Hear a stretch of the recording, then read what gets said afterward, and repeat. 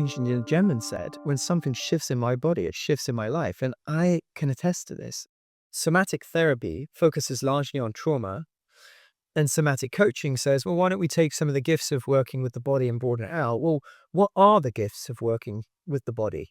It's very interesting because over about 50 years, Shotzi might have been one of the only people to actually bring the body so wholly into the coaching approach.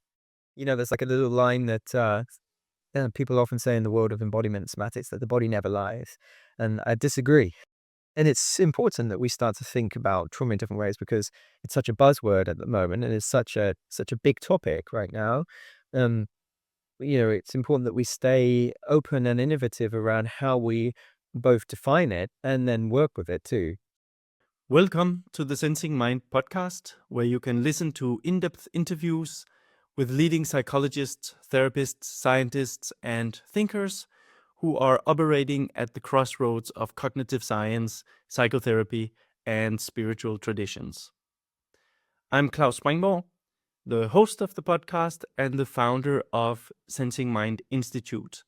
Sensing Mind Institute is a school that offers educational programs in being-centered therapy, an approach to therapy that seeks to bridge science and spiritual traditions. If you enjoy the podcast and you would like to support it, you can do so by sharing it with others, by leaving a review, or by liking it and following it on your preferred platform. Thank you for listening, and now let's get to the interview. So, very happy to be with you here. Welcome. You are Nathan Blair. You are the founder of the Somatic School, where you do somatic coaching. Yeah. And yes, I've been looking forward to how did we meet? I don't even remember. Somebody recommended that I talk to you. One of our somnauts, somebody who had been on our training, put you in touch. He said that I think you'd put an email out saying that you were, who shall I talk to next? Yeah. And he said, And then your name came up. yeah. Fantastic. Thank you so much for the invitation. Yes. It's great to be here. And you're in Denmark. Yes, exactly. So that's also great. You are in my home. Yeah. It's a pleasure to be here, and it's lovely to be back. Love that. I love Copenhagen. Yeah. Yes, you said you felt right at home here. Yeah. So, but you're the founder of the Somatic School. You have done a broad selection of coaching and therapy trainings, and I'm not even gonna attempt to mention all of them because we would fill the hour. And at some point, you decide that there's not enough somatic in coaching and that it actually would be really useful. So maybe you could just start by saying a little bit like, what are the roots of somatic coaching? Where does it come from? What gave you the idea? Why is it useful? Yeah, wonderful. Okay. So, you're right. I did a number of coach trainings, and became very steeped in the world of coaching. I knew from the first time I went to a taster session with an organization where they actually gave us the opportunity to do a bit of coaching. And the first time I did it, I knew, I was like, this is for me. So from that point on, I sought out all of these different training programs to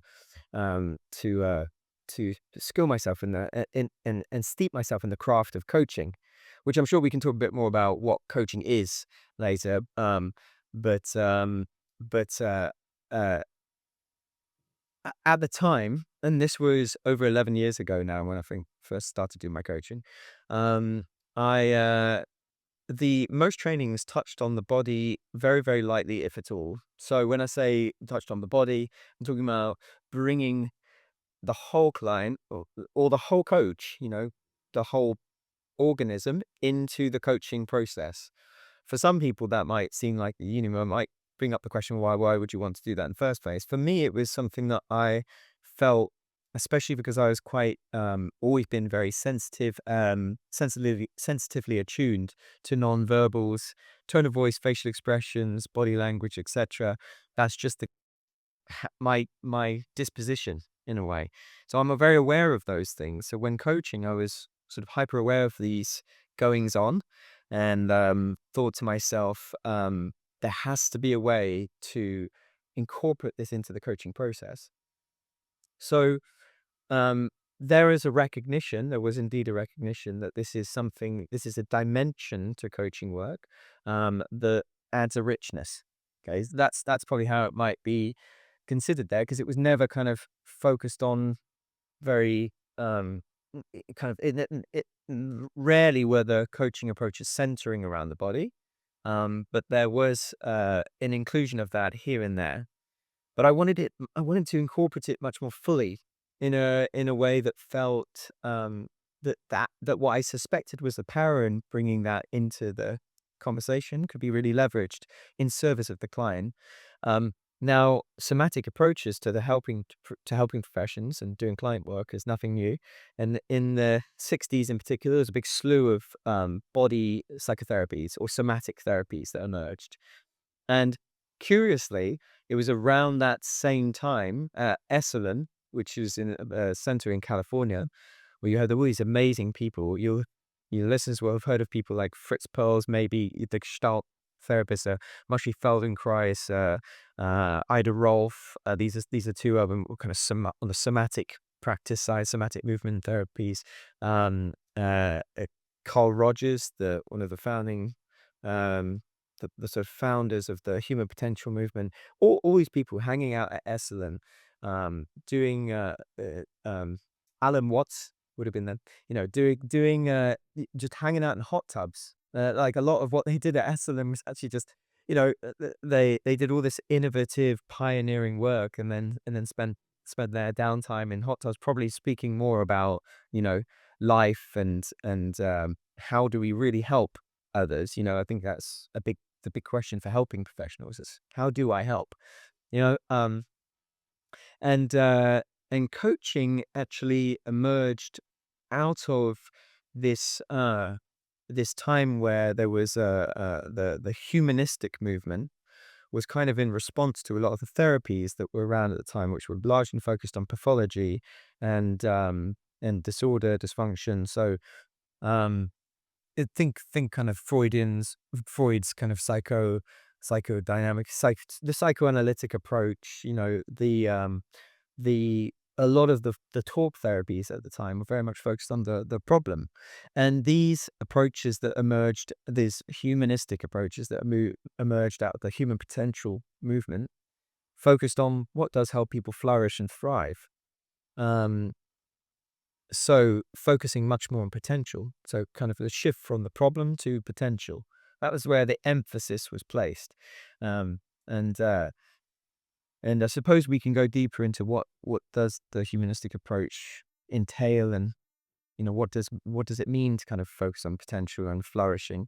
But that's it was out of that coaching emerged.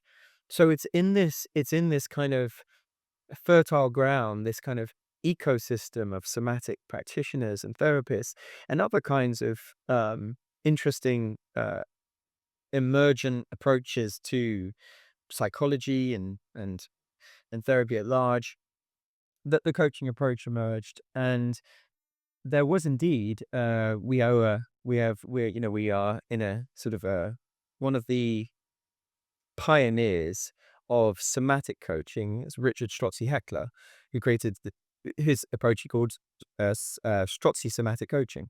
So this is an approach that's been around for a very long time now, and his approach kind of emerged out of incorporating Aikido and bringing that into a kind of into a coaching approach. But it's very interesting because over about 50 years, Strozzi might have been one of the only people to actually bring the body so wholly into the coaching approach. There were many, many somatic therapies emerged, but in that coaching track, very few focused on bringing the somatics more fully into the coaching space. So would you say in that environment, the coaching picked up on the human potential idea, but not on the somatic, the idea of using the attention to the body as part of the process. On the process, yeah, exactly. And Why might that be? Do you have any ideas about? It's peculiar. Why take one of the big ideas and leave the other big idea aside? Yeah. Well, I think within the coaching industry, few would disagree that Carl Rogers has had a huge influential, um, was a huge influence on the coaching, on the practice of coaching, and the emergence of this way of working. And it's interesting that you say they picked up on the kind of human potential bit, so maybe lost the kind of body part of the process. Maybe in some ways that kind of parallels what we actually see in Carl Rogers' own work. See, Carl Rogers originally partnered with one of his, a colleague of his, Eugene Genlin, to do some research. And in this study, they wanted to see if they could predict successful therapeutic outcomes by listening to thousands of hours of therapy sessions, recordings of sessions, and see if they could notice anything in this kind of qualitative analysis that could give them an indication of predictors of successful outcomes. And they found something. They discovered something very interesting, and it was very much what built out where Eugene Genlin then built out the whole approach that he then went forward to do, which I'll share in a moment. But the focusing approach, that is, came from Eugene Genlin. Carl Rogers uh, took great inspiration from this, but perhaps didn't incorporate it as much. So what they found in this research was that there was uh, a particular occurrence in these recordings that they could spot from the first session, and from that first session would be able to predict successful therapeutic outcomes for that client by the end of their journey with their therapist. And that was what they would describe as, but first of all, nothing that the therapist was doing. It was something that the client themselves were doing. And what the clients were doing was something that Carl Rogers and Jenilyn and the colleagues called groping for words. Okay, so essentially, this was this would be expressed with these moments where a client would be trying to search for what they mean. Okay, so a client might say, for example, and I left his house and I felt so angry. I left his house and I felt so angry. And then they might pause for a moment. They might say, wait, actually, no, not quite angry. I guess I felt, hmm, like disappointed. Yeah, that's it. I felt disappointed. So it would sound a little bit like that. Okay, so the question was, where does a client go when they want to find, first of all, how does a client know that angry doesn't quite fit, but disappointed fits just right? In other words, how do they know that disappointed is exactly what they mean, but angry isn't necessarily it? And this inquiry is what Eugene Genlin what evolved into Genlin describing this whole coining the term the felt sense. And so the term the felt sense is to describe this meaningful bodily felt experience. And Eugene Genlin's philosophy is essentially describes the felt sense. It's kind of like the origin of meaning. The felt sense itself contains more than can be said in words. It's this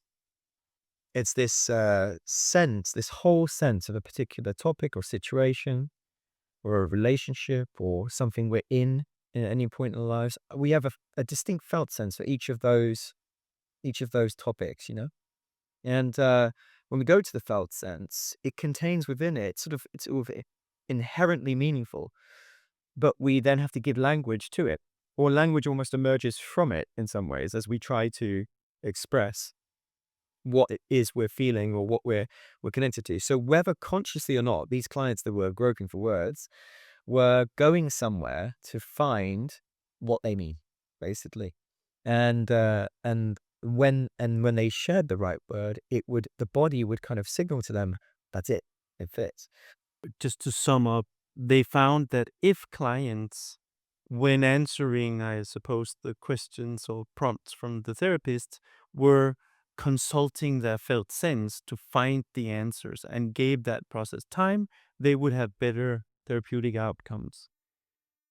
I'm curious, did they say anything about what gave the better outcomes? Was it that they found the answers in the felt sense, or was it that they over time got better at consulting their felt sense as just a way of being in the world, or living their life? Or Well, in the research itself, at that point, they weren't helping clients to connect with their felt sense. They weren't doing the focusing approach at that point. It was just therapy. I'm not even clear on what type of therapy they necessarily got the recordings from and what they were doing with them, but it's very unlikely that it was somatic therapy. I would imagine it would just be more traditional talk therapy, or even client-centered therapy. Carl Rogers. if I remember right, they actually studied a range of different therapies because they were interested in, like, we got the Gestalt to the Fritz Perls. We got the Carl Rogers' own therapy. We got the Albert Ellis rational emotive therapy, and they were like, let's just figure out which one is the best. Right. So I think they actually looked at many different therapies. So great. So I would imagine, and I'm not clear on this detail, but I would imagine that what they were really looking at was a capacity that client has within themselves to essentially help themselves through the process of therapy. That the therapy and having that supportive other in that dialogic process was aided and supported by this capacity that they had in themselves. And that was the kind of predictor. So if they could already do this, and now Eugene Genlin then went forward and said, and it can be learned. And so that's why he created the focusing approach to say essentially, like, for those who aren't already doing it, you can learn how to do that. But your original question was, well, why did the coaching approach then not kind of take that? And yeah, and I suppose, so why did the coaching approach not incorporate somatics more fully? And I suppose that, yeah, whilst Carl Rogers was very kind of taken by this, and if you look in Carl Rogers' client-centered or person-centered work, there's not a great deal of attention given to the body directly or explicitly or overtly.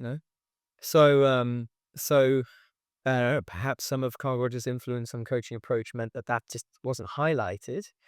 Um, but there is an element of this that still, to me, is a kind of there's an element of coaching at the very beginning that still reflects something of a um, organic process orientation, basically. Because one of the things Carl Rogers was very uh, a big kind of proponent of was this notion of the self-actualizing tendency.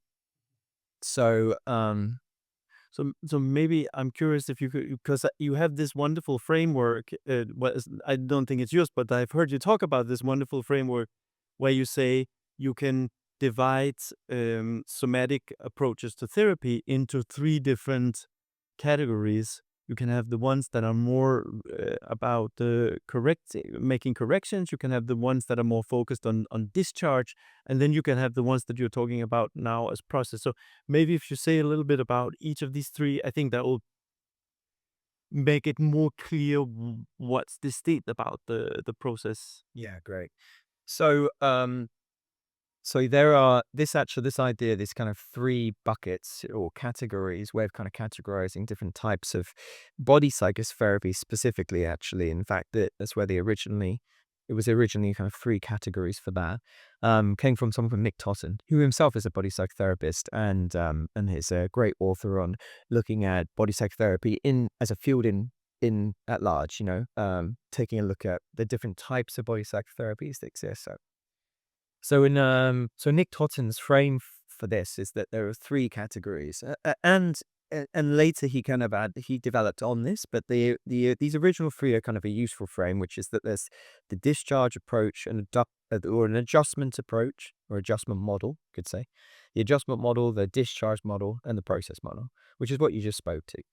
So what that means is essentially if you come into a session, if a as I mentioned, this categorization was for body psychotherapy. So let's say a psychotherapist who is incorporating a somatic approach into his work comes into a session and has a preconceived notion of what is normal, uh, functional, healthy, proper, or right.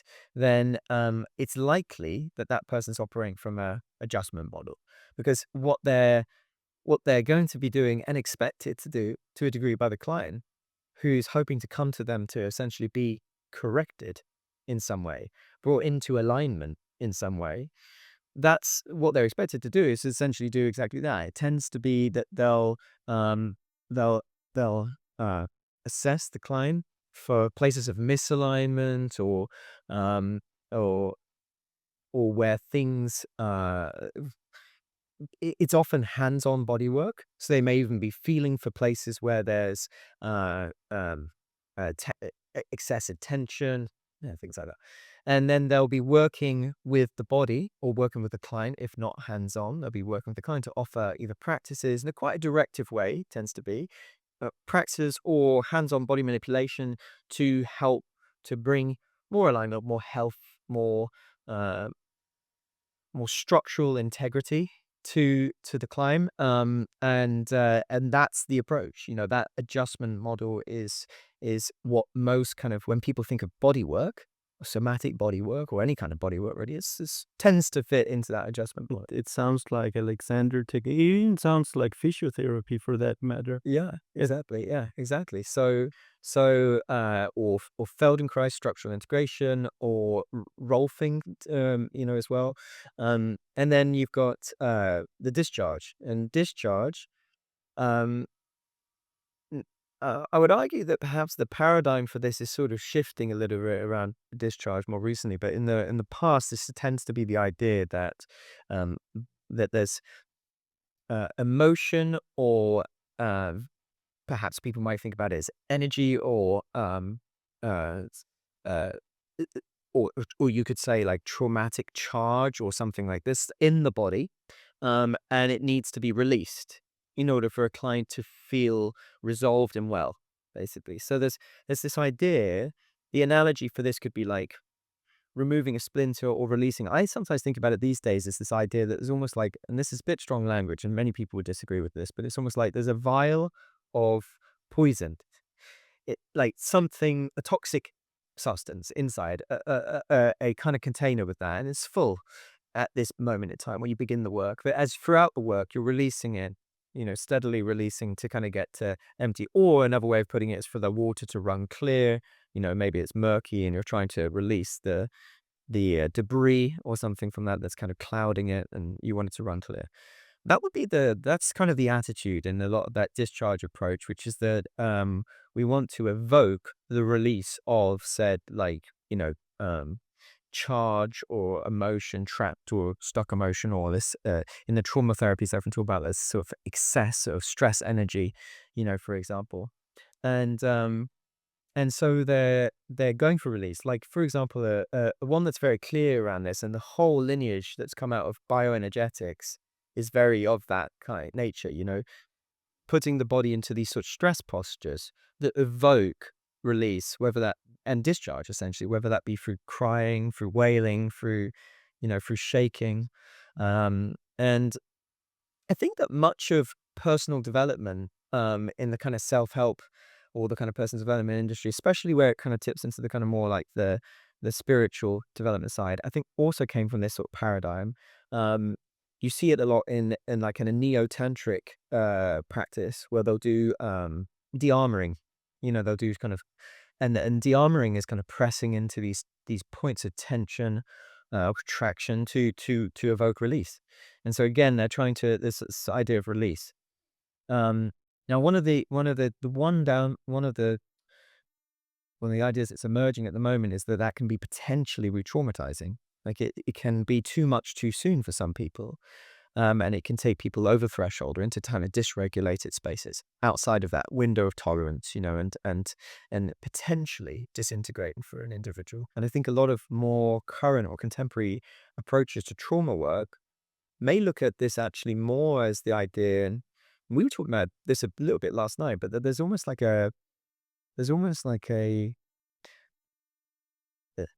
there's a sort of a fundamental okayness in a sense, and a traumatic experience has happened, and that there's a metabolizing that needs to happen of that experience, which may include discharge.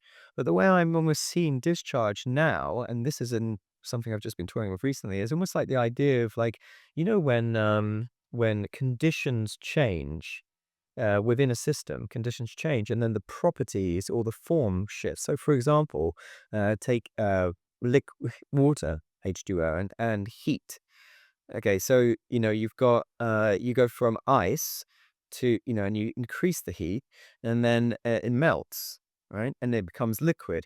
And I wonder if some of discharge actually is similar to that, where the conditions shift. So the experience of discharge isn't that there was something in the system that's now no longer in the system.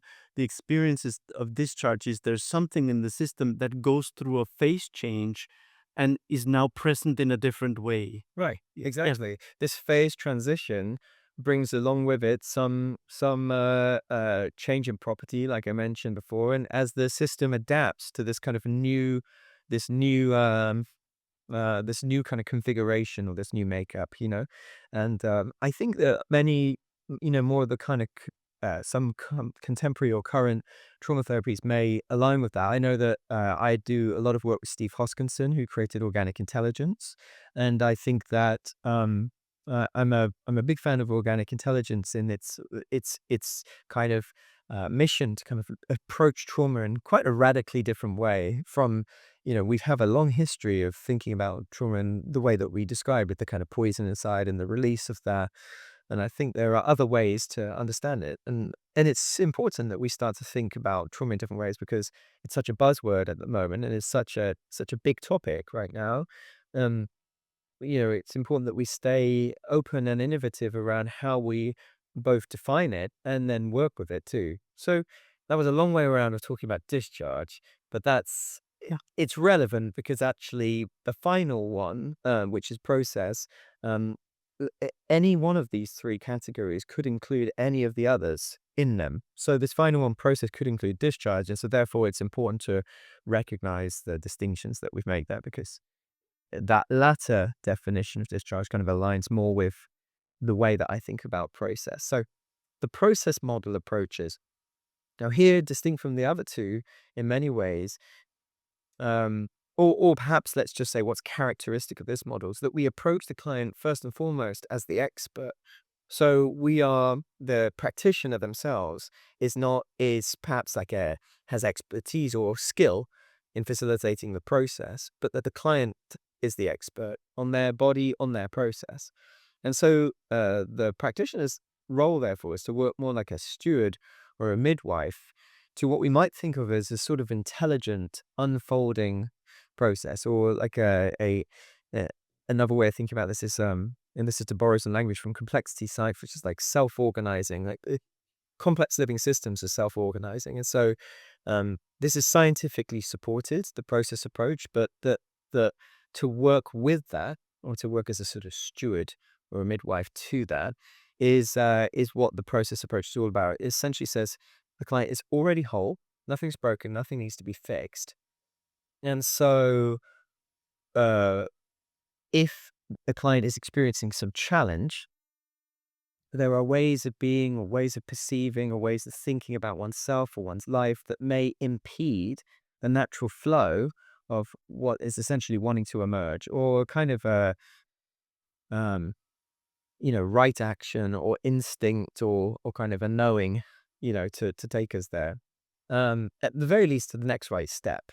And the coach can, or a therapist can support with that. In this process model, um, there is this idea that, and this kind of brings us back to Carl Rogers' self-actualizing tendency.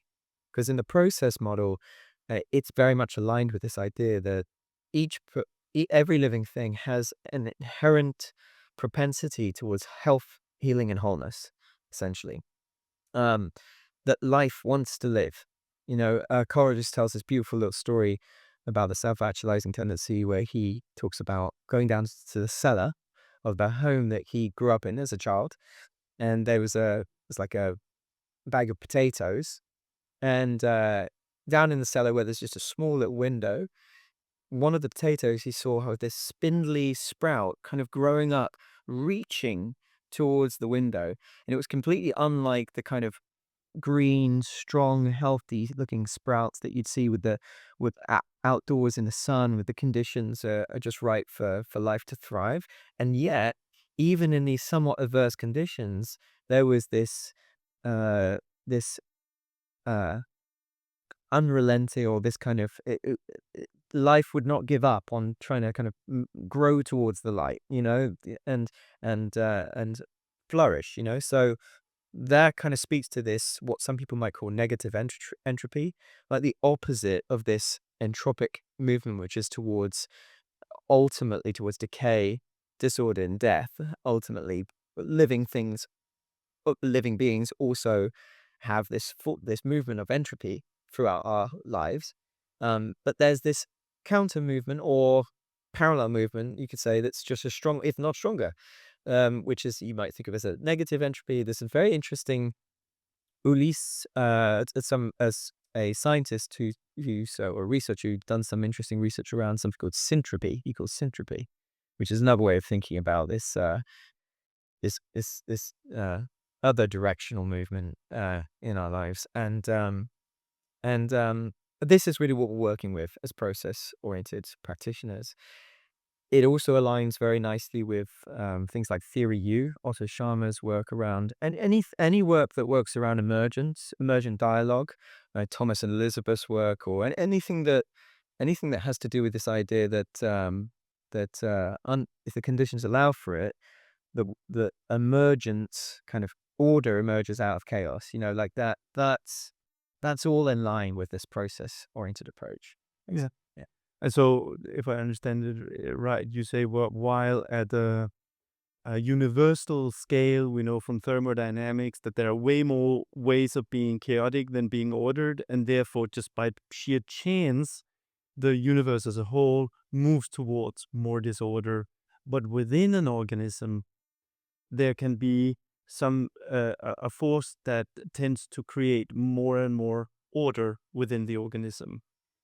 And in the so with the alignment, the idea is, we have a client, the problem is they're misaligned, we put them back into so they fit the ideal. With the discharge, it's like, oh, there's like splinter or some poison or something that doesn't belong in there, we take it out.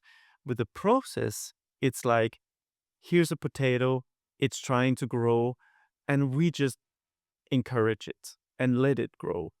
And then the client is, we don't need to come in with an ideal, we don't need to come in and say, oh, this bit has to go out.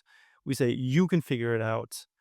We're just encouraging you, or like you say, being a steward or a midwife for that process. Would that be? That's right, and that's why coaching so clearly, in my mind, sits in that process model one, because that particular category of nicotins, because coaching, unlike many other therapies, not all but many, is kind of centers around this idea that the client holds the answers.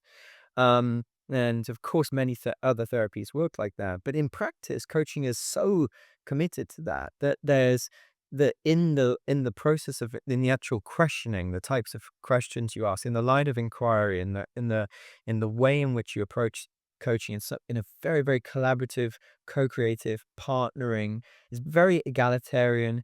It's very much about empowering the client so that they can find their own answers. And in that regard, it's very process oriented. Now, there is a way in which I think Carl Rogers, in person centered counseling or therapy, however you might think about it, I think was quite attuned to this, that in that approach, and it's not true that all clients would find their way, but many, many would in the process. But coaching took a bit of another route. So not only away from somatics, but also somewhat away from that kind of process-oriented core Hmm. of it, what it originally was, and so going from process, um, process which is closely related to potential. Think about the belief in potential. If you truly believe in potential and you're working to support the potential that exists already. In other words, you already have all the raw material that you need, much like, somewhat distinct from the original definition of discharge there. The idea is that actually everything you need for this phase transition already is in here too. And so not only do you need to release something, but you have what you need for the next stage, for this next step too. So um, there's nothing that needs to be released, and there's nothing that necessarily needs to be introduced that from outside. Um, Other than I suppose that there's a note. The notion here is that, much like in complexity science, sensitivity to initial conditions is important. And that's why Carl Rogers had this notion of these core conditions: unconditional positive regard, empathy, congruence, very much what the client, the practitioner does, has a lot to do with presence, and it doesn't come as easy for everyone. There's some of the critiques on the humanistic approach, and particularly Carl Rogers is saying, okay, so yes, that approach may have worked well for Carl Rogers, who could bring himself into a particular quality of presence and relate to people in a particular way, but not everyone. It's not as accessible. That level of personhood is not necessarily readily available to everyone as soon as they decide they want to be a therapist or a coach. So that's an interesting kind of consideration. And Of course. yeah, like, how do you develop those skills? It's Yeah. yeah, it's like this is a really good approach, but it's really difficult to teach people how to follow that approach Yeah. because it requires certain human um, characteristics that may or may not be learned, right? So Yeah. And curiously, I've mulled this over, and I think that much of it can be learned in a sort of, in very kind of, in the sense of technique. Like, there's certain techniques that you do. We train something on our we train our body energy coaches in something called sourcing and beaming, which draws on the work of Hakomi, which is another body-centered modality, a therapy modality. And that has a lot to do with a way of interacting with someone that kind of brings online, quite organically, what in polyvagal theory they would call like these cues of welcome, which support co-regulation basically.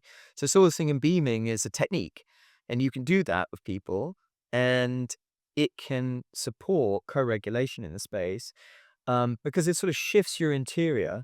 Um, Bill O'Brien is quoted by Otto Scharmer for saying something like I'm paraphrasing a little bit. He says something like it's the interior condition of the intervener that determines the success of the intervention. And so this is an interesting idea that, like, how I am inside as a coach or practitioner is going to make a big difference to what happens out here, in the space between me and my client.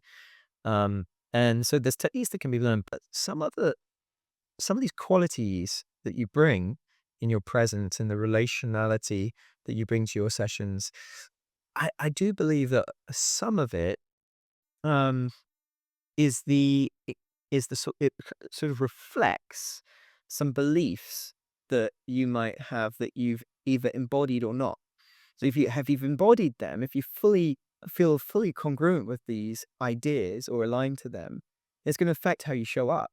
But if you believe something different, like for example, if you fundamentally believe that clients don't hold answers to what's irking them, then you're going to feel constantly inclined to want to offer advice or feel that you maybe know better than what they think they know, and then you have the I answer. think your point is also, even if you don't offer anything, and even if you do answer all the questions that's prescribed by the technique, it's still going to work less than if you hold the belief that they actually have the resources. So two people with the different belief may ask the exact same questions, but it's going to work when one person asks them, but not when the other person asks them. Yeah, so exactly. So this actually this there's two pieces of research that are quite interesting about this. So um, uh, one is a research finding that's known as the dodo bird verdict, the dodo bird verdict, and this research has been repeated now, several times since the 30s. It was first done in 1930. And then it's been most recently repeated, research like this has most recently been repeated in 2019, I believe. And what this research finds again and again is that of all the different types of therapy that exist, there's very little change in how clients are supported, this research suggests, based on therapeutic technique itself, the modality itself. So the biggest contributing factors to how much people's lives improve from therapy has to do with the wider ecology of their life, like life circumstances for the clients. 40%. These numbers could be, you know, they'll vary from, yeah, but these are kind of broadly in the kind of meta analysis what you get. So 40% is the life of the client. This makes sense, right? So somebody's coming to work on their self-confidence, but they're in an abusive relationship. Well, they spend 1 hour with you maybe once a week or every 2 weeks, for example, but they spend the rest of their time with their abusive partner. Self-confidence is probably going to be impeded. The kind of progress that they're making in the sessions review impeded somewhat by their life circumstances. It makes good sense. The opportunities that may be available to them, the resources that might be available to them, things like that. 40%, if those things are supporting and in line with the work that you're doing in session, more likely to get better results from the sessions. It makes common sense. The next biggest factor at 30% is the relationship itself between coach and client or therapist and client. Now, for those who have done therapy and or coaching, we probably recognize how that lines up for many people, I think, with their experience. You could see a number of different practitioners who have all trained in the same modality, and one practitioner may be able to help you greatly, another may not at all, just because there's a lack of that. The rapport's not there, the trust isn't there, the connection doesn't feel there, and whilst it can be established, sometimes there's just a difference in approach or personality that means that actually that relationship isn't necessarily going to be the most helpful relationship for that person, even if they're trained in the same modality. And then there's 15%, which is hope, um, expectancy, placebo. Essentially, just do I think this will work at 13%? And then the other 15% is the techniques themselves, like what you're actually doing in therapy. Now, I do wonder if today, in 2025, 2026, they did this same study, whether you'd see the same results, because I am noticing that there's like therapies are changing quite a lot. The way that we work with clients has changed quite a lot.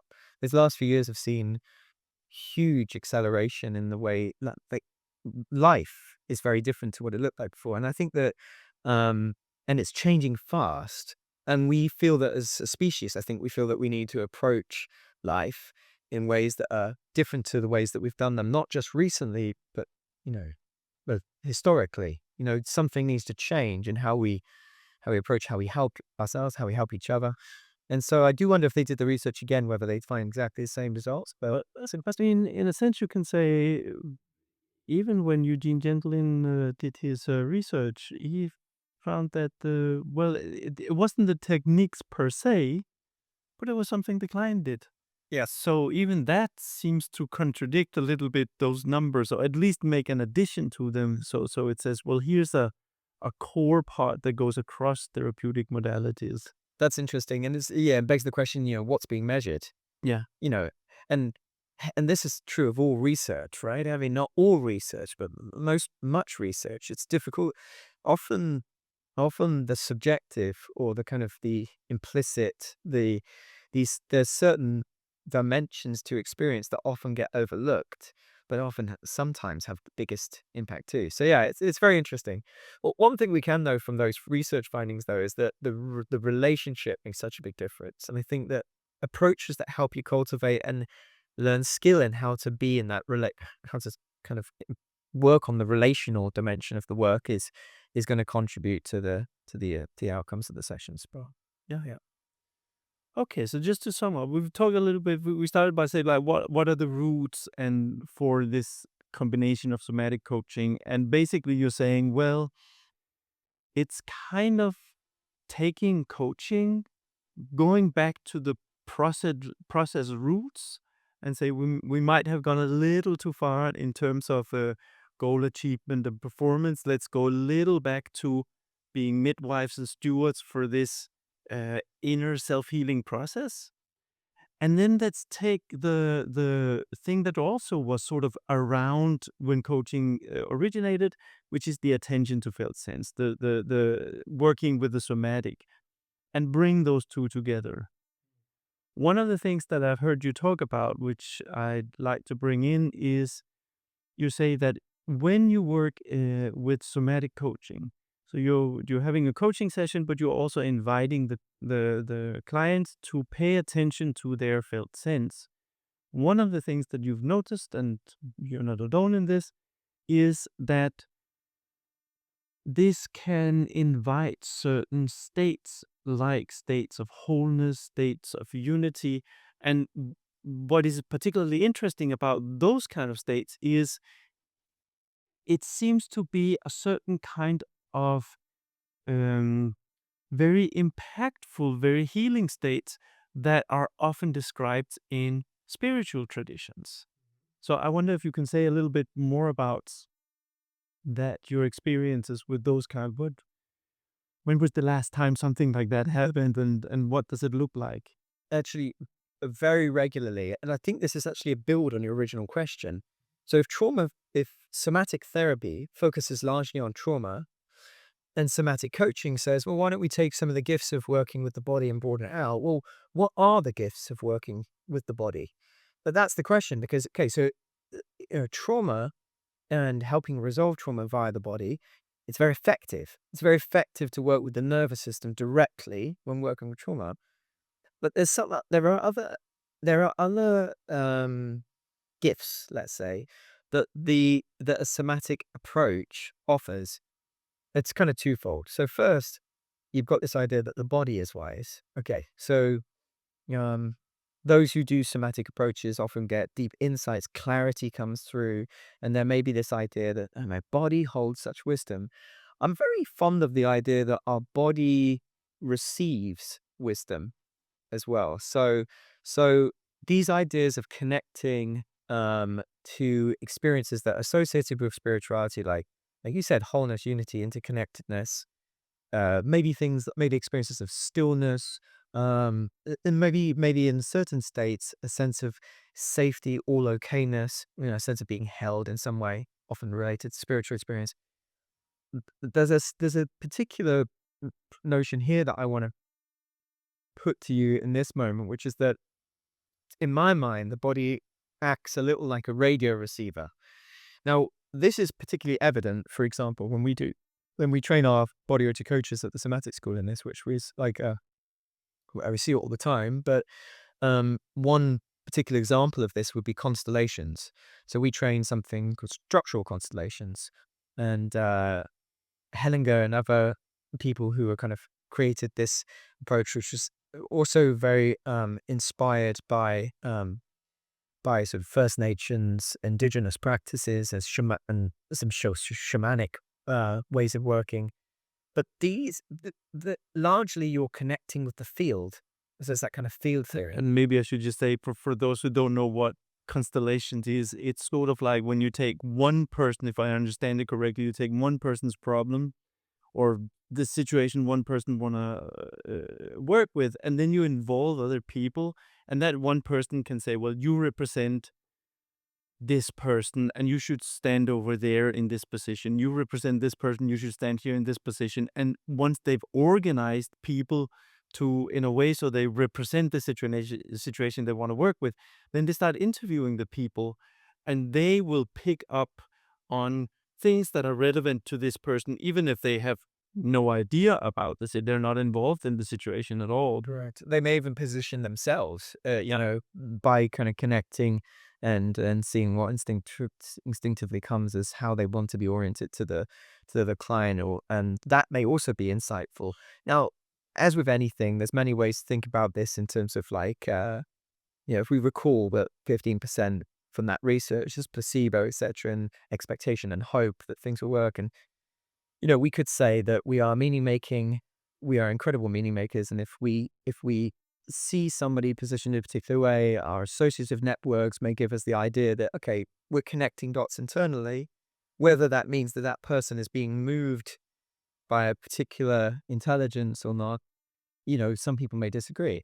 I like to believe that there is, from my experience, what I find in these processes is that sometimes information, insight can come through that truly does feel um, like it's kind of almost come from somewhere unknown to either individual. Now, family constellations is the one you described. What we train at Somatic School is something called structural constellations, where you do the same thing, but instead of having human representatives, you have floor markers. So people stand the client themselves will stand on floor markers and take a read, essentially. So it's still very embodied because you still have to connect to the felt sense. No, you don't have to, but it's enhanced by connecting to the felt sense because you get so much more information. So you kind of stand on you might even notice posturally how you're standing. You might notice what you're doing with your hands. You might notice where your eyes tend to feel drawn to, and all of that offers information. But so do the thoughts, memories, associations that come, and the felt senses that emerge from that place. And when you do that, because of that, what I mentioned about the idea that sometimes we have clarity that just seems to come from almost nowhere. And the extraordinary thing about it is how it fits just right. For example, at Somatic School, we do our strategic meetings, our strategy. We constellate them, so it's like a bottom up way of doing strategy. And we may have had discussions about the same strategic area that we want to discuss in that constellation. We may have had those conversations prior and got to a certain ideas and then do a constellation. It could be completely different, like radically different. And yet the mutual resonance between every member of the leadership team is sort of an extraordinary feeling to be in. It's almost like, you really do feel struck by this experience of having almost been, I think about words like revelation or grace. It does feel quite often like being gifted, something. So this leads me to an interesting question because now you're talking about how tuning into the felt sense, for example, through constellation work here, that somehow you gain access to something that seems fitting to describe as revelation and again, you're using vocabulary that would be associated with spirituality. And I think one of the main um, difficulties is if it's revelation, it's kind of implied you need to trust it. But at the same time, we also know that there are many situations where the information you get through your senses might not be very accurate. So if you label that revelation, you will elevate something that is misguiding you to something that's guiding you. How do you have any sort of ideas about like how do you make the distinction? How do you ensure that you don't um, go off on a tangent and say, "Oh, this is revelation. We should trust it uncritically." That's a very good question. And I think we've all heard people that say, that they were guided and or commanded by divine deity, God, what whoever that might be by their definition, to do X, Y, Z. And we can see maybe the wreckage or the impacts of those things as well. So, the idea of, I think you bring up the topic of discernment really, and I suppose that's a big question. I believe that discernment is an important topic and question in any spiritual pursuit, in any case. I mean, just generally, actually, maybe discernment is in general just even within a coaching session or therapy session when we're working with the practitioner and things are coming through for us, whether by revelation or simply by, through the course of our session. How do we get to a place where we feel that feels landed, integrated, and there's something uh, right in that? Um, I I think that where I've got to with this, part of this is about, you know, if you think about decisions that are made day to day. So first I'll talk about like discernment of just daily decisions, and then maybe I'll come back to the discernment of what you might perceive to be revelation. So day to day, people often have um, have cut themselves off from what may be one of the greatest connections to what many people would call their conscious, conscience. Sorry, Freudian slip there. Conscience. So you're to connect with your conscience, you know, ethics, morals, um, maybe what's in the highest good of all, something like that.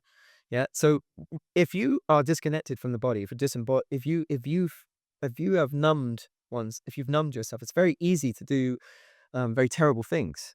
It's easier to cause another harm if you don't feel the impact of that in your own being.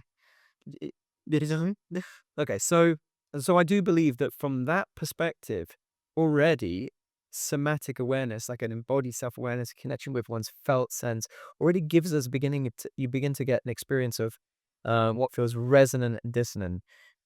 Naturally, it brings up the complication of things like, genuine pathology and where people may, I mean, it's depending on how what you think about pathology, which is another big question, I suppose. But there are people who may believe that something feels absolutely resonant in their being, in their body, and yet it's still potentially misguided. But I think on the whole, my experience, certainly with my clients, is that when there's an experience of when something feels resonant or dissonant, quite often it often seems to point to a deeper knowing. And the other aspect that I was saying, this is sort of a curiosity. So which leads us okay, so if you think about deeper knowing and where does that deeper knowing come from, then that leads us back to that question of how do you discern revelation? Exactly. Right. Yeah. What I'm thinking is like, I think it's not controversial to say our thoughts can lie to us. Sometimes we have ideas, we think this is a really good idea, or even sometimes we tell ourselves that um, I really like to do this, but actually we don't. We just convince ourselves that we want to do it because we want to fit in with society or because we whatever, right? So we can rationalize our own behavior. Sometimes it's very common you will see clients who say, "Well, I did this, you know, I didn't say something to somebody else because I wanted to spare their feelings." And you might go like, "Well, maybe you were just afraid, right?" It's like, which is fair as well. So we rationalize things, and that's in a sense our thoughts lying to us or giving us incorrect information. In the same way, our emotions can lie to us. Some people they would say, uh, trust your emotions. And, well, I mean, sometimes people are very scared of a certain situation, and then once they do it, they go like, "Well, that was nothing to be afraid of." Um, so emotions can give very wrong information. And so could the body, because That was my question. Yeah, felt sense. Does that?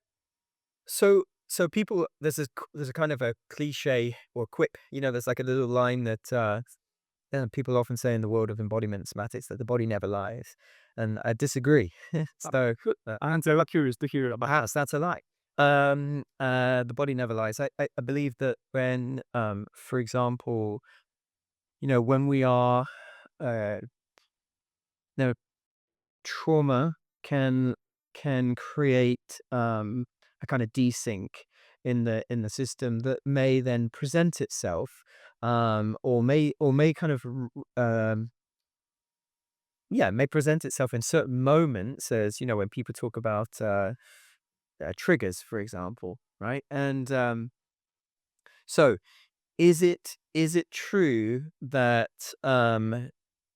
this opportunity that someone's presented is bad for me because it feels very dissonant, or am I actually responding to this from a deep kind of fear structure, right? That's basically kind of established itself, taken roots based on a prior experience that I had, whether I remember that experience or not. Okay, so in that occasion, now I guess it does beg the question. Well, what does it mean to say it's lying? Like, if the person was to then is the body lying? Well, the body is doing what it knows how to do. It's an adaptive response, an intelligent adaptive response to an experience that was perceived as potentially even life threatening at a certain point, even if it was far from life-threatening in reality, the perception from the nervous system of this event as potentially life-threatening means that the nervous system now says, watch out for those experiences again in the future. We don't want to lose our lives. That's a survival imperative for all living things, all living beings. So, so is the body lying? And that it's interesting. I haven't thought about it in that sense, but you could say that actually maybe the body needs some new information to kind of update its predictive, mechanism there. Uh, But maybe but ultimately, my approach is always to have reverence. Reverence might be too strong a word in all cases, but like a deep, deep respect for the body or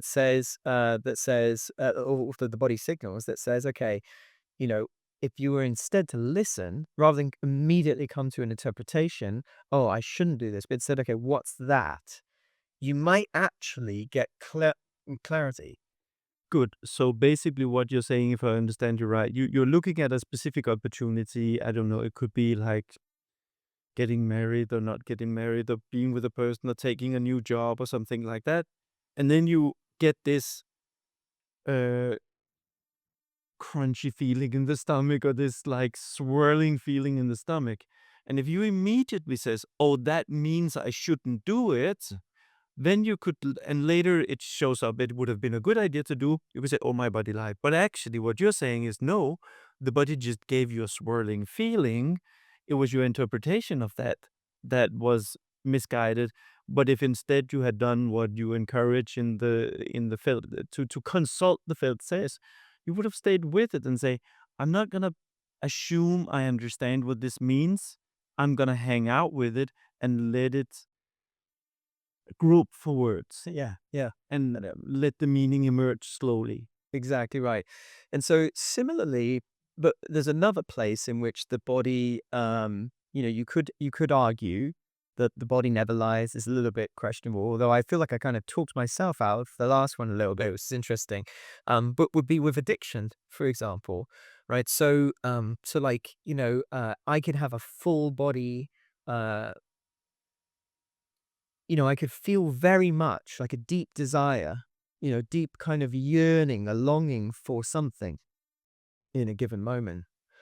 And I wonder if I'll talk myself out of this one too, but let's see what happens here because, I think my, having as a 12 stepper, having done the 12-step program, and still participating in that, um, I would, my experience, my personal experience, and also the experience of other addicts, basically, is that although I don't, one qualm I have as well, so is that, it's this notion like once an addict, always an addict. I think the label addict, to say that you're an addict, even if you're not playing out addictive behaviors, is an interesting one. But there is, addiction fundamentally for me, I think has something to do with, they often talk about it, the idea of it being filling a God-shaped hole. That's one way of thinking about it. Another is that we there's some sort of discomfort arises, some dis-ease. So in the 12 steps, they often talk about the disease of the addiction. But if you think about it as dis-ease, a dis-ease or feeling ill at ease with something emerges, felt in the body, and then our antidote to that, our balm, our sort of substitute, or kind of our way of treating the symptom, tends to be the object of our addiction, whatever that may be. So for some people, that may be, substances like, any kind of drug, heroin, cocaine. It could be alcohol. It could be sex. It could be gambling. It could be work.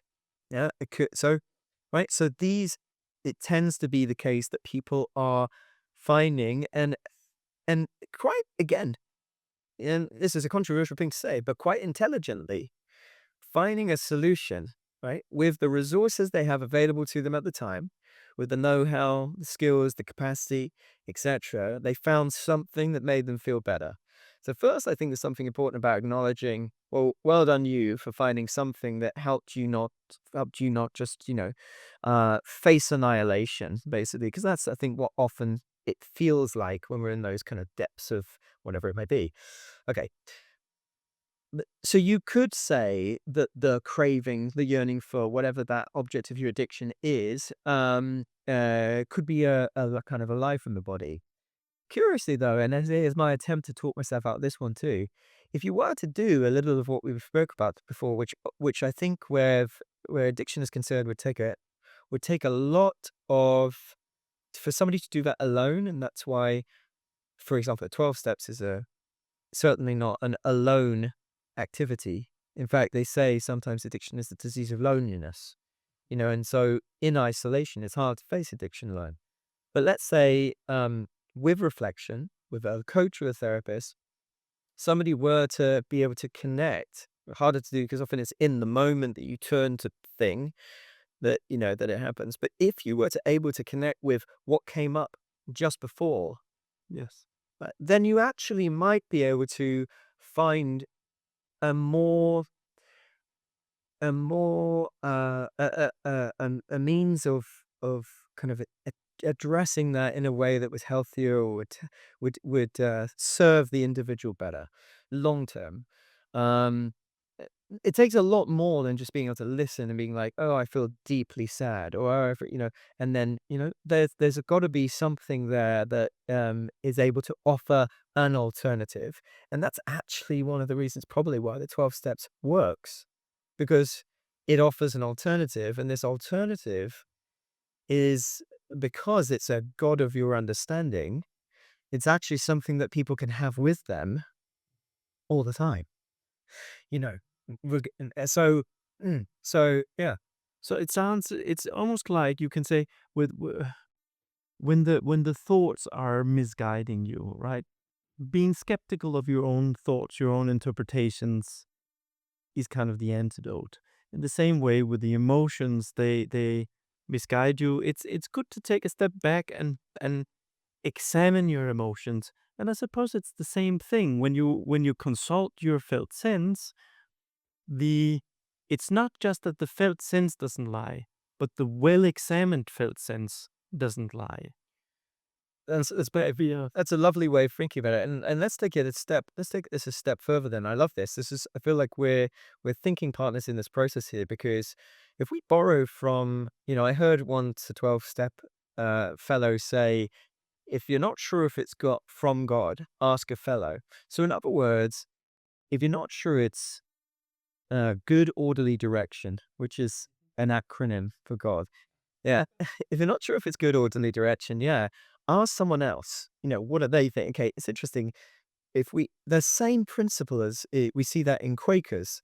So Quakers do something they call listening for the light, which is not at all dissimilar from what I'm talking about when we come to say when we do focusing and Pete Campbell and Ed McMahon took the focusing approach to create something called biospirituality, which I draw great inspiration from, and they were basically applying spiritual ideas to the focusing approach, connecting with the felt sense. They described the moment of a felt shift as so the moment before that, what we do is we're creating a space for grace. And so it's very similar language to what I was using earlier, right? In the Quaker tradition, what they'll do is they'll do something called listening for the light, which is just sitting and listening. So it's that kind of tuning in, and then they'll speak out what feels like it's come, which feels like a kind of revelation. Now, what Quakers do, which is interesting, is a little bit like what I heard that 12-step fellow say, which is ask a fellow, but they do that on scale because they'll do that in a kind of committee space where they'll share these kind of revelations, but they'll keep going like that until they feel that they come to something that feels true, and that feels kind of true for everyone. Now, again, naturally, you could argue then that we have to then double down on being skeptical of interpretation and thought, but at least we've had peer review of Yes. this. So you've got, at least at that point, you've got the peer review process, but then the reason I say you have to double down is because then what you're at risk of there then is minority or majority influence. You're also at risk of groupthink, right? So how then does that group get sort of like an unbiased and objective kind of peer review? But I think that that's one way that you can take the revelation discernment. How might you take that a step further? And what I love that's emerged from our conversation today is that in some ways, in some ways, we're almost kind of I feel like I'm coming to a conclusion. I'd love to know what you think about this. It's almost as if to say the body doesn't lie nor necessarily even tell the truth. The body just sort of almost provides it provides information, and then we'll do with that what we will. And there is something, I suppose, I don't know if that's fair to say, because there is something truthful about something that's so concrete when you approach it phenomenologically, from that perspective of what it is for what it is. There's a certain reality to that. There's a concrete truthfulness about that. But I like the idea that a big part of discernment has to do with interpretation, I mean, you but can, watching out for interpretation and thoughts about it. yeah, I think going back to the consulting the felt sense, you can say, I like what you're saying, that it's not true or false, it's just information. Because in that sense, you can say when you consult the felt sense, you're collecting data.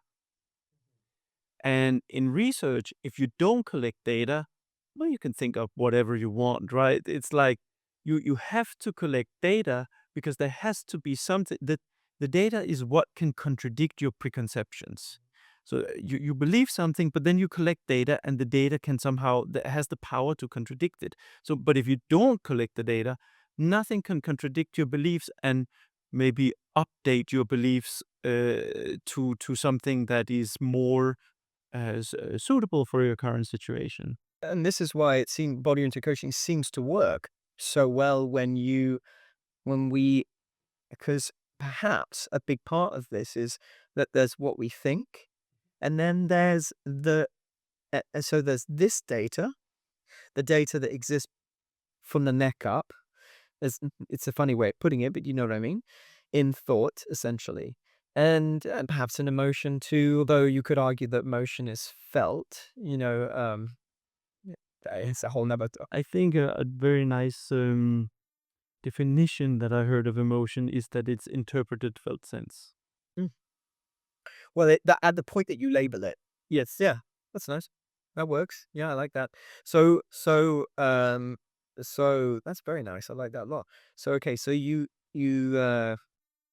uh, and then you have the data that you collect through all these various means. So we train, our coaches will be doing things where there's more subtle, where the client may be sitting just like you are now, and maybe perhaps they have eyes closed, and they're, as you said, consulting with, or we might say like dialoguing with the felt sense. And they're coming into relationship with the felt sense in a particular way that supports this dialoguing to take place, because it is a particular kind way of relating that seems to enable that dialoguing to take place, okay?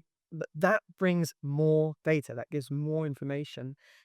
So, so then you're thinking with you're bringing on more of your sensory capabilities, you're bringing more of your human capacities to basically do better thinking, make better decisions, etc. So it comes back to this. I do find myself coming back to this thing and so what did I mean earlier then when I was talking about revelation and grace then?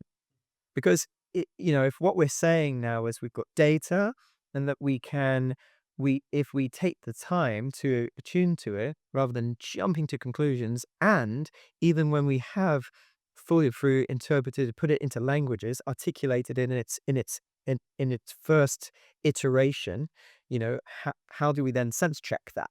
Basically, and we can do that with others, and we can do that where others do the same process, and then we see if we get the similar findings and things like that.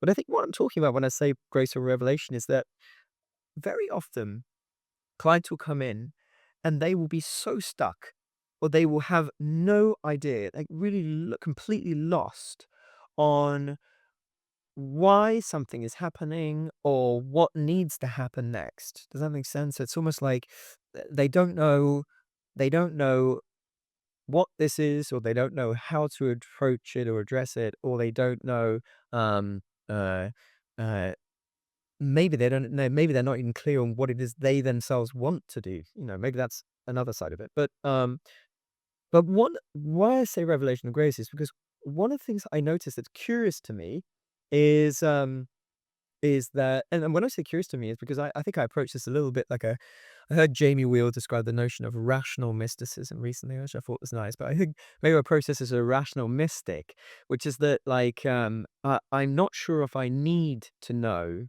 exactly the mechanism or of what happens. But what I do know, what I will say is what I do know is that such clarity can come. Like, let's say it's hard to overstate like how precise the the kind of insight can be to give them the exact lock and key solution for what's been irking them. And in those moments, any notion that the clients don't hold within themselves the answers to their own problems. And I think on some occasion, maybe they don't have everything they need. Maybe there's some know-how, or there's a conversation that needs to happen, or there's something. Maybe they can't alone take themselves where they need to go next. But at the very least, for that next right step, one of the experiences I find time and time again, you ask, like, when was the last time you experienced that? I mean, working in this way, working in a way that's has to do with this kind of this dialoguing um, with, um, I'll say it in a way that I haven't said it before, but dialoguing with a wisdom as felt through the body. Let's say that. Um, uh, People often find that kind of clarity and that insight that just, you know, I don't know how else to describe it other than grace. I think, and of course I could, you know, yeah, I could find other ways to describe, but I find that it's a suitable way of sort of speaking to this. So this actually touches on I think the last topic that I would like us to touch upon, and that is, so now we are, you say that the insight that can come when you go through this somatic coaching can be so precise that for you the best word to describe it would be grace or even revelation. Now, those are words or concepts borrowed from spirituality. Sure. What are the advantages of doing that, and what are the disadvantages of doing that, of borrowing concepts a spiritual from the spiritual domain of spiritual development? Well, this is great. I can tie this into a question you asked earlier about why else my coaching have drifted from not just the process orientation, but also the somatic side of things. And how coaching evolved was that somebody called John Whitman came to Esalen and was experiencing a lot of what was going on. Took this notion of coaching back to the UK and introduced it into corporate environments where performance coaching was born. And so doing this executive coaching, the reason why this relates to your question is because one of the pitfalls is that it could be dismissed at the door if you use certain language that alienates or is off-putting. So, for example, if John Whitman came back and said that there's a self-actualizing tendency, what Carl Rogers called the formative tendency of the universe, if you were to go in with that, leading with that, or there's wisdom in the body, which in California, where Esalen was at the time, where Suzuki Roshi was translating Zen for the Western world into English for the first, I think was one of the first to do that. And so all this kind of Eastern philosophy was kind of making its way into the Western psyche and into the world of psychotherapy and obviously somatic practice. But in the UK, I don't think it was not perhaps quite the same. But certainly not in the corporate spaces, because even until very, very recently, corporate environments haven't embraced ideas like somatics or notions like a formative tendency of the universe. However, so I think we're living in a very extraordinary age right now. So to respond directly to your question, like I said, an obvious pitfall for me would be that is that people will not be willing to engage, not be open to engage with the approach from the offset when they hear spiritual language, for example. However, we are living in an extraordinary age, and I think this is kind of counter to this challenge itself, which is that maybe for one of the first times in human history, or the history of our planet, well, that we know of, is that the world of science, psychology, spirituality or theology, philosophy, beginning to tell the same story. A shared narrative is emerging. It's slow, but there's examples of this. So one of the things I find, like to address that challenge, particularly let's say, for example, someone's a budding somatic coach or someone's interested in working in embodied ways with their coaching clients. Um, One of the ways that I find very supportive to address that is to simply take the kind of the yin to the yang, the bedway of spiritual language, is introduced scientific language. So you can explain a lot of what we've been speaking about today scientifically. For example, even revelation.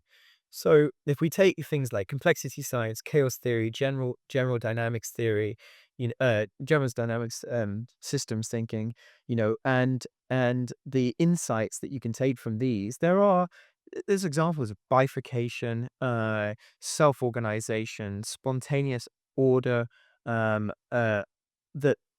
emerges reliably, perhaps not and uh depending and sensitivity to initial conditions, that support this. There's ways that you can find to offer some explanation potentially without saying that this is. I find I'm always hesitant to speak of things as, to take science and use that as a way of basically saying this is fact, because what we know about science is this, it's the best we know right now.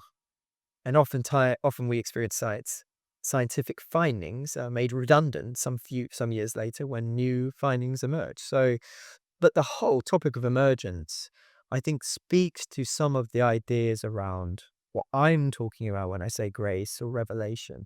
I don't necessarily, yeah, yeah. So that brings up the question for me where you say, okay, so the spiritual language is off-putting to people. They can dismiss the approach at the door, and that would be a pity if the approach is a good approach, right? If it brings results.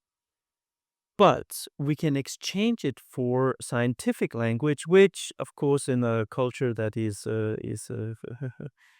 um, very familiar with scientific language, can work better, right? It's not off-putting. People are not going to dismiss it at the door. But then you start talking about language from chaos theory, and I'm thinking that's not necessarily more familiar or relatable than the spiritual stuff. I'm curious if you. I'm going to give you a challenge. It's a good point. Yeah. Yes. Could you, in sort of super plain English, say, why do you like to call the kind of insights that emerge revelation and not just insights? What's lost by calling it insights instead of Mm. revelation? That's such a beautiful question, and I have to tell you something that I would never, not once in the somatic school training, and probably actually have said this earlier in the conversation, but we actually don't say the word spiritual once in the course, and I will never say grace or revelation to our participants. So why am I saying it to you now? I think that kind of goes some way to answering your question, and also goes some way to talking to the ethos of the somatic school. So perhaps I like grace or revelation because to a degree, it fits with my worldview. But I wouldn't necessarily put that on somebody else. See, I think about like the story of the Tower of Babel. The so this is I'm bringing theology, but just to make a point, in this story, if you think about this in kind of in a mytho-poetic way, everyone was speaking the same language. And they built this tower up to the skies, and the story goes that God felt that uh, they wanted to become basically like they become gods themselves, and so they were trying to kind of elevate themselves into a position of like take the throne in the I mean, and there's so many things we can say that we could challenge around this, and like, the idea of some sky god and things like that. But anyway, the point is that they're all speaking the same language. There's the fall of Babel, and there's this kind of scattering around the world speaking different languages. Then there's this kind of notion of a prophecy, that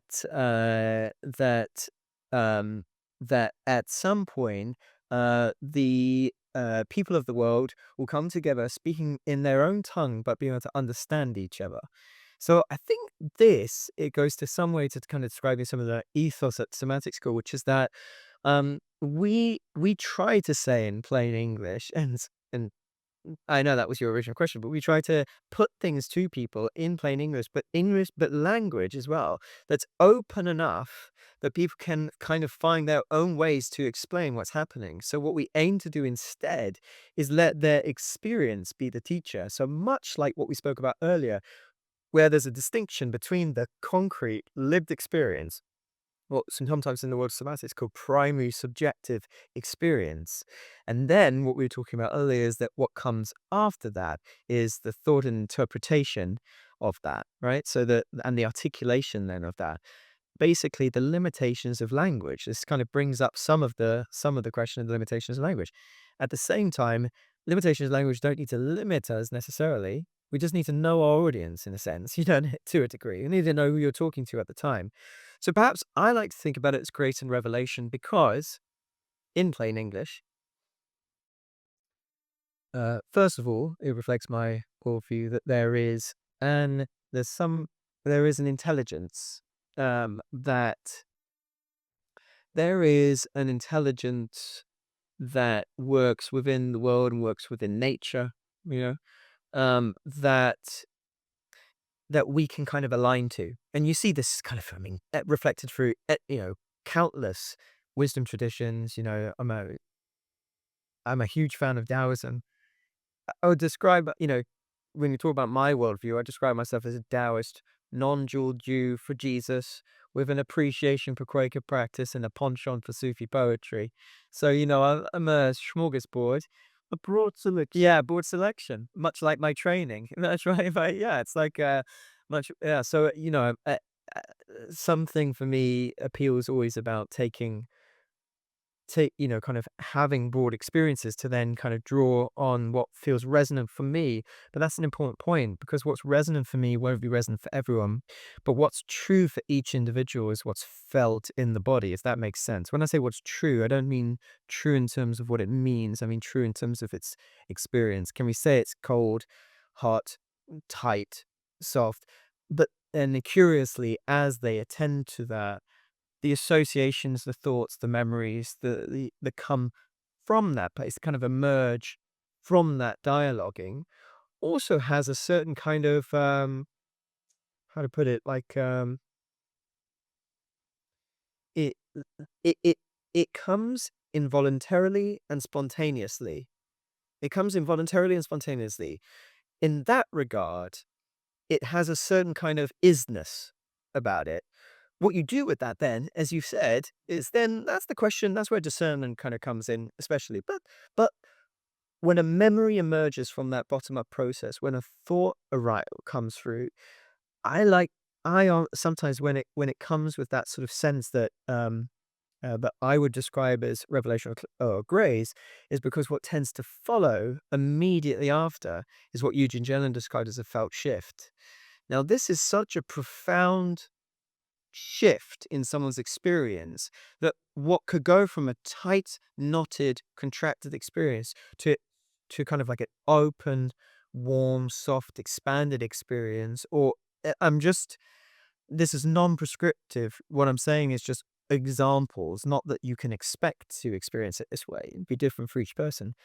But the profundity of the shift and the fact that their life somehow changes immediately after that moment. So in that exact moment, there's the shift. But after that, things are not the same for that person again. And what's interesting to me is that the difference, and here's the thing. You asked me earlier, what's the difference between this approach to somatic coaching, so body issue coaching, which pairs somatics and the more process orientation, and other approaches to somatic coaching. I think you asked me that question. Um, I would perhaps say it's this piece here because one of the amazing things is that whether other approaches that incorporate somatics may involve things like practices, things that people can do regularly to practice certain ways of being. An approach that incorporates the process orientation in with the body has the potential for what Eugene Giordano described as these felt shifts. And as Eugene Giordano said, when something shifts in my body, it shifts in my life. And I can attest to this. Something very true in my experience of this, that you don't see what's so common in coaching, which is that you have a great session and then a kind of reverting back. Yeah. And it's so common. We see this all the time where somebody has a really powerful session, something great happens, and then you see them in the next session again, and it's things are kind of yeah.